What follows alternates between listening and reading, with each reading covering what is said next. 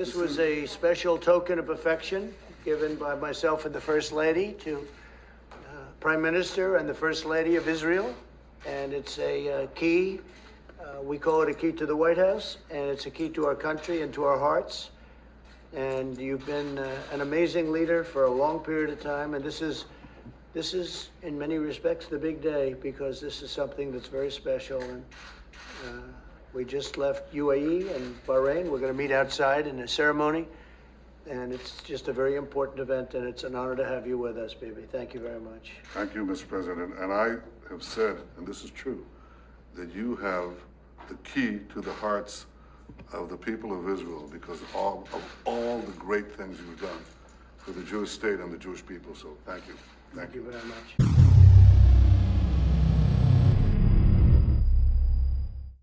The federal government still plays a role in whether or not women have access to abortion pills. They're used in about 2/3 of all abortions. As president, would you block abortion medication? First of all, the Supreme Court just approved the abortion pill, and I agree with their decision to have done that, and I will not block it. I agree with their decision to have done that, and I will not block it.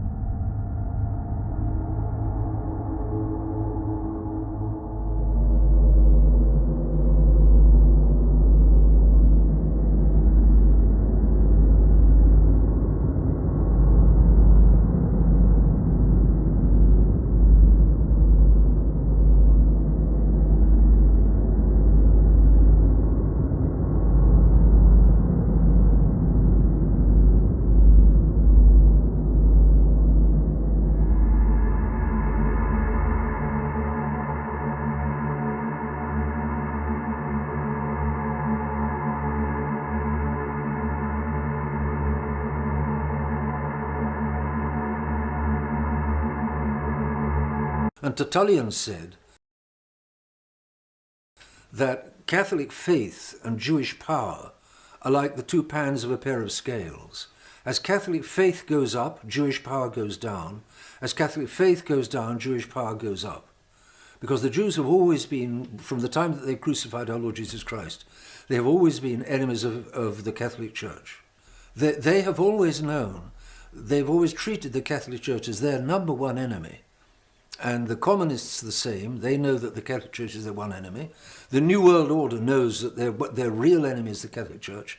And ever since Vatican II, the Church has been on its back, on the canvas, out for the count of 6, 7, 8, 9. The enemies of the Church think the Church is finished. It isn't.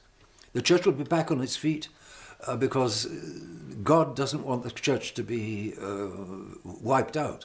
And God won't allow it to be wiped out.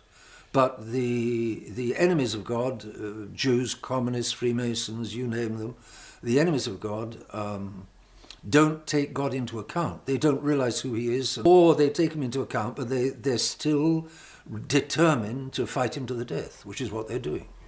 Therefore, and God allows that. God knew from eternity that's how it would be, and God allowed for that. If you want to train a good boxer, you're going to give him good sparring partners and not bad sparring partners.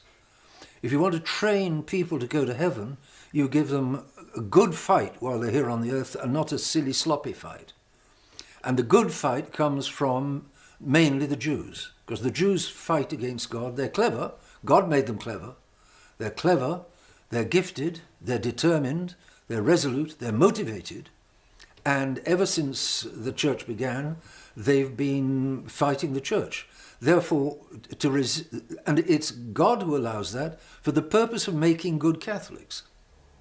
Therefore, if you want to slow down Jewish power, what God allows that power for is to show Catholics how much they're going to suffer if they don't have the faith. Therefore, the real way to slow down Jewish power is to restore the Catholic faith. And it's because Vatican II so undermined the Catholic faith all over the world and deeply that the Jewish power has been unleashed ever since.